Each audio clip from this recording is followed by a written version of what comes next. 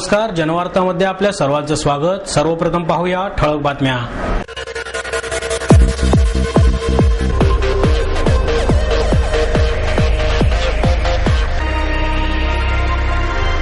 लोकपाल आणि भ्रष्टाचार निर्मूलन या विषयावर राष्ट्रीय चर्चासत्राचे आयोजन। दहशतवाद हा हिंदुस्थान आणि पाकिस्तान या दोन्ही देशांचा शत्रू असून या विरोधात लढण्यासाठी दोन्ही देशांनी एकत्र येऊन प्रयत्न करावे, पाकिस्तानचे माजी कायदा मंत्री इक्बाल हैदर यांचं मत। आणि स्फोटके बाळगल्याच्या खोट्या गुन्ह्यात उद्योजक गोपाळ खत्री यांना अडकवण्यात आले असल्याचा आरोप करून या प्रकरणाची सीबीआय मार्फत चौकशी व्हावी, सरिता खत्री यांची पत्रकार परिषदेत मागणी। लोकपाल आणि भ्रष्टाचार निर्मूलन या विषयावर राष्ट्रीय चर्चासत्राचे पुणे विद्यापीठात आयोजन करण्यात आले। पुणे विद्यापीठातील डॉक्टर बाबासाहेब आंबेडकर अध्यासन आणि स्टडीज सेंटरच्या वतीने चर्चासत्राचे आयोजन करण्यात आले असून या चर्चासत्राचे उद्घाटन विद्यापीठ अनुदान आयोगाचे माजी अध्यक्ष डॉक्टर सुखदेव थोरात यांच्या हस्ते करण्यात आले। यावेळी बीसीयूडीचे संचालक डॉक्टर वासुदेव गाडे, अध्यासनाचे प्रमुख डॉक्टर रावसाहेब कसबे आणि सेंटरचे प्रमुख डॉक्टर विजय खरे आदी मान्यवर उपस्थित होते। हे चर्चासत्र 22 आणि 23 सप्टेंबर रोजी लोकपाल आणि भ्रष्टाचार निर्मूलन या विषयावर आयोजित करण्यात आले आहे। यावेळी बोलताना थोरात म्हणाले, डॉक्टर आंबेडकरांचं असं म्हणणं होतं की जात ही व्यक्तींना डिवाइड करते into 4-5 categories, but it doesn't divide the people alone. It assigns the rights and duties and entitlements. तुम्ही शिक्षण घ्यावं, शिकावं, तुम्ही मिलिटरीमध्ये जावं, तुम्ही फक्त सेवा करा. So the rights are decided and fixed, but they are also done unequally. Some have more, some have less. The untouchable who are at the bottom of the caste hierarchy have nothing. No right to property, no right to education, no civil, cultural, religious right. And they are hierarchical also. As you go down to the caste hierarchy, the rights get down, reduces drastically. You go up, they increase. पण एक महत्वाचा मुद्दा त्यांनी फार सांगितलेला तो असा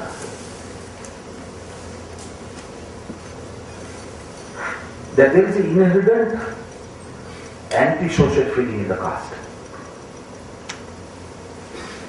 जगामध्ये वर्ग आहे, नाही असं नाही, पण जगामध्ये जे वर्ग आहेत वेगवेगळ्या सोसायटीमध्ये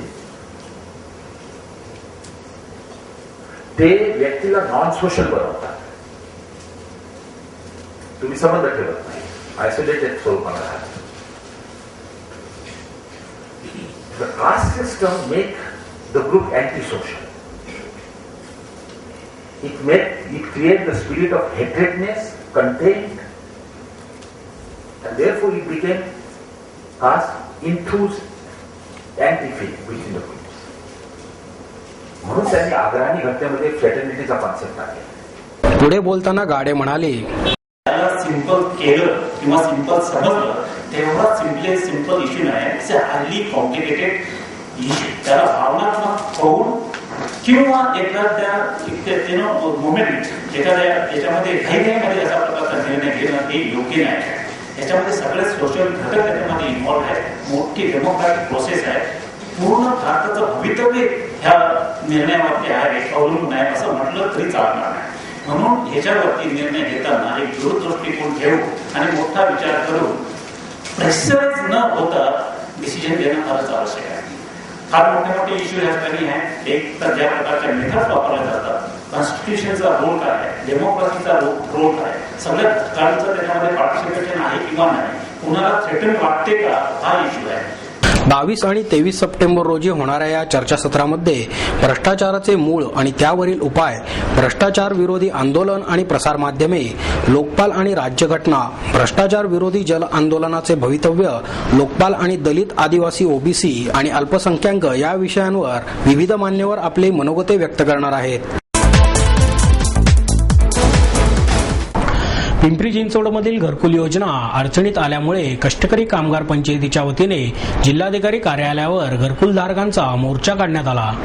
JNNURM योजनेअंतर्गत गरीब आणि बेघरांसाठी पिंपरी चिंचवडमध्ये 13,250 घरांचा प्रकल्प राबवण्यात येत आहे. मात्र भ्रष्टाचार आणि इतर कारणांमुळे हा प्रकल्प अडचणीत सापडला आहे. या योजनेमध्ये गरिबांना 1.5 लाखात घर उपलब्ध करून देण्याची घोषणा करण्यात आली होती. परंतु प्रकल्प वेळेत पूर्ण न झाल्याने बांधकाम साहित्याचे दर वाढल्याचे सांगत लाभार्थींना हे घर 3,75,000 दिले जाणार आहे, असे पंचायत समितीचे अध्यक्ष बाबा कांबळे यांनी सांगितले. यावेळी बळीराम काकडे, संभाजी गोरे, प्रल्हाद कांबळे, दिगंबर बालगुडे, शोभा शिंदे आदी मान्यवर उपस्थित होते. यावेळी कांबळे म्हणाले, लाभार्थींना ठरल्याप्रमाणे घर मिळण्यासाठी मोर्चा काढण्यात आला आहे. सध्या 6,720 घरांचे काम सुरू आहे. उर्वरित 7,000 घरांचे काम ताबडतोब सुरू करावे यासाठी जिल्हाधिकाऱ्यांना निवेदन देण्यात आले आहे. 85वे अखिल भारतीय मराठी साहित्य संमेलन चंद्रपूरला होणार आहे. हे संमेलन जानेवारी 2011 अखेरपर्यंत होण्याची शक्यता असून अध्यक्षपदासाठीच्या निवडणूक प्रक्रियेला लवकरच सुरुवात होणार असल्याची माहिती अखिल भारतीय मराठी साहित्य महामंडळाच्या अध्यक्षा प्राध्यापक उषा तांबे यांनी दिली. यावेळी महाराष्ट्र साहित्य परिषदेच्या कार्याध्यक्षा डॉ. माधवी वैद्य, महामंडळाचे उपाध्यक्ष कपूर वासनिक, मराठवाडा साहित्य परिषदेचे अध्यक्ष कौतिकराव ढाले पाटील, विदर्भ साहित्य संघाचे कोलते, महामंडळाच्या कार्याध्यक्षा डॉ. उज्ज्वला मेहेंदळे, महामंडळाचे कोषाध्यक्ष गुरुनाथ दळवी, मसापचे प्रमुख कार्यवाह प्राध्यापक मिलिंद जोशी, कोषाध्यक्ष सुनील महाजन आदी मान्यवर उपस्थित होते. संमेलन स्थळाच्या निवडीसाठी महामंडळाच्या वतीने एका समितीची स्थापना करण्यात आली होती. या समितीने चंद्रपूर, वसई आणि सासवड या ठिकाणी भेटी दिल्या आणि आपला अहवाल महामंडळाला सादर केल्यानंतर चंद्रपूर येथे संमेलन भरवण्याचा निर्णय घेण्यात आला. 32 वर्षांनंतर चंद्रपूर येथे साहित्य संमेलन होणार आहे. या साहित्य संमेलनासाठी मार्गदर्शन समिती जाहीर करण्यात आली आहे. यावेळी बोलताना तांबे म्हणाल्या, मागील काही वर्षांपासून संमेलन हे मुंबई आणि पश्चिम महाराष्ट्राच्या बाहेर झालेले नाही. यामुळे इतर भागातील लोक महामंडळ फक्त त्याच भागाचे आहे की संपूर्ण महाराष्ट्राचे आहे असा सवाल उपस्थित करीत होते. याचमुळे आणि साधना आपटे यांच्या स्मृतीला समर्पित करण्याच्या उद्देशाने हा निर्णय आज घेण्यात आला. पुढे बोलताना त्या म्हणाल्या, अखिल भारतीय मराठी साहित्य महामंडळाच्या सुवर्ण महोत्सवी वर्षानिमित्त विविध उपक्रमांचे आयोजन करण्यात आले आहे. तसेच महाशब्द कोशाचे काम सुरू असून यासाठी आतापर्यंत 77 लाखांचा निधी महामंडळाकडे उपलब्ध झाला असल्याचे तांबे यांनी सांगितले. बडोदा वाङ्मय परिषदेने काही अपरिहार्य कारणाने संमेलन घेण्यास नकार दिला. हा सर्वस्वी त्यांच्या कार्यकारिणीचा निर्णय असून यामध्ये या संस्थेचा काहीही दोष नाही. तसेच यामुळे महामंडळाच्या प्रतिमेला धक्का लागला नसून त्या संस्थेला धक्का लागला आहे. मात्र त्या ठिकाणी पुढील काळात संमेलन होईल असंही तांबे यांनी यावेळी सांगितले. 4थ्या विश्व साहित्य संमेलनासाठी कॅनडातील टोरंटो येथील महाराष्ट्र मंडळाकडून आमंत्रण आले असून महामंडळाने हा प्रस्ताव स्वीकारला आहे. पुढील वर्षी 29-30 जून रोजी आणि 1 जुलै 2012 रोजी हे संमेलन होणार असल्याची माहिती तांबे यांनी यावेळी दिली.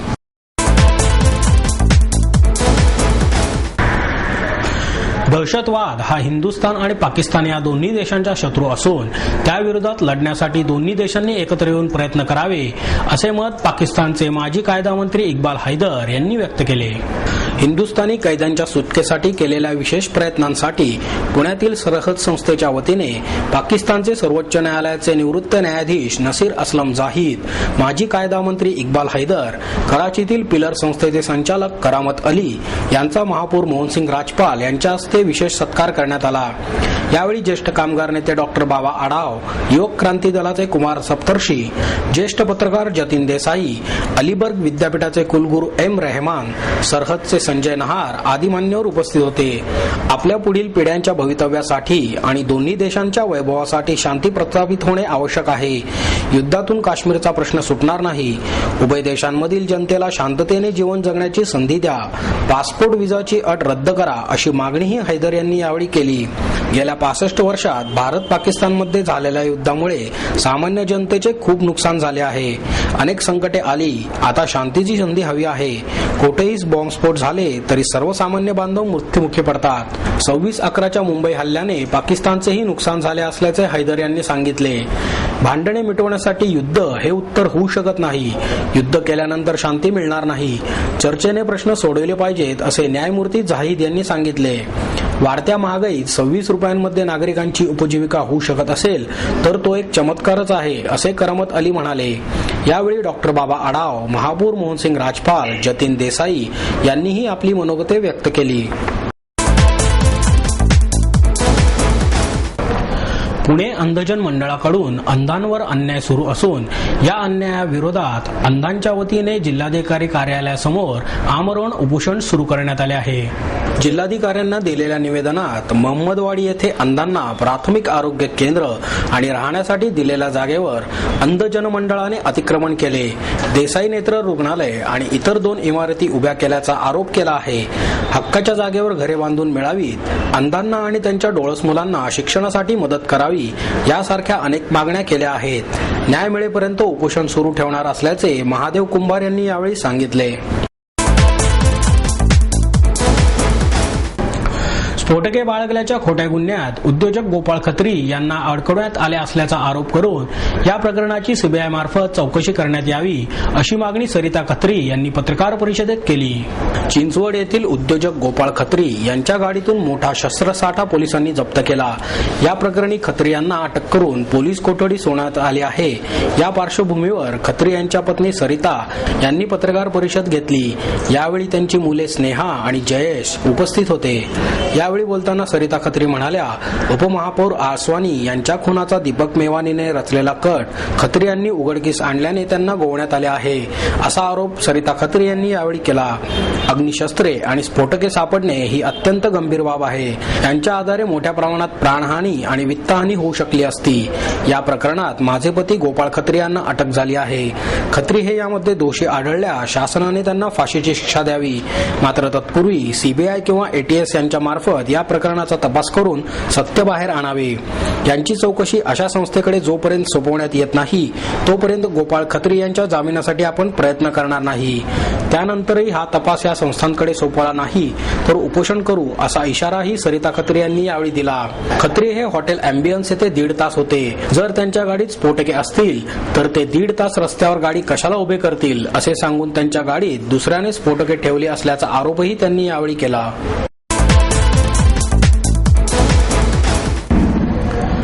चित्रकार आणि लेखक नारायण शेळके यांनी काढलेल्या व्यंगचित्रांच्या हास्यचित्र प्रदर्शनाचे बालगंधर्व कलादालनात आयोजन करण्यात आले. या प्रदर्शनाचे उद्घाटन प्रसिद्ध व्यंगचित्रकार मंगेश तेंडुलकर यांच्या हस्ते करण्यात आले. यावेळी प्रसिद्ध हास्यचित्रकार शीत फडणीस, प्रसिद्ध कलाकार सदानंद चांदेकर, मुरली लाहोटी, सुरेश लोणकर आदी मान्यवर उपस्थित होते. सध्या समाजात वावरताना सामान्य माणसांना दररोज ज्या प्रश्नांना सामोरे जावे लागते त्या प्रश्नांना समाजासमोर आणण्यासाठी 75व्या वर्षी लेखन कला सांभाळून 200 हास्यचित्रांचे प्रदर्शन शेळके यांनी भरवले आहे. या प्रदर्शनात अगदी ध्वनी प्रदूषण, पेट्रोल दरवाढ असे अनेक विषय हास्यचित्रांमधून मांडण्यात आले आहेत. हे प्रदर्शन 23 सप्टेंबर पर्यंत सकाळी 9 ते 12 आणि सायंकाळी 4 ते 7 या वेळेत सर्वांसाठी खुले राहणार आहे.